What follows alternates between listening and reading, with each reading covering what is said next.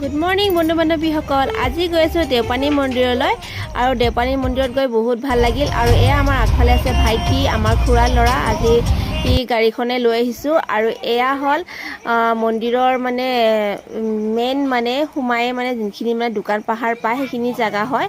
আৰু এতিয়া এনেকৈ গৈ থাকিলে এইফালে হ'ব দুৰ্গা মাৰ মন্দিৰৰ মেইন গেটটো, শ্ৰী শ্ৰী দেওপানী দুৰ্গা মন্দিৰ। আৰু মন্দিৰটোৰ ভিতৰলৈ সোমাই গৈ বিৰাট ভাল লাগে পৰিৱেশটো। আৰু এয়াই হ'ল মেইন গেটটো। আৰু এতিয়া আমি সোমাই যাম মন্দিৰৰ ভিতৰলৈ। তাৰ পাছত তাতে দংকল আছে, দংকলত আমি ফল মূলখিনি গোটেইখিনি আমি ধুই ল'লোঁ। ধুই লোৱাৰ পিছত এবাৰ এইফালেদি চিধা গৈ তাতে আমি এতিয়া চাকি বন্তি দিম। আৰু এয়া হ'ল চাকি বন্তি দিয়া জেগা। প্ৰথমতে আমি ইয়াতে চাকি বন্তি জ্বলাই লওঁ। আমি সকলোৱে চাকি বন্তি জ্বলাই লৈছোঁ আৰু মানুহ বহুত আছিল আজি, প্ৰায় থাকেই মানুহ, আজিও বহুত আছিল।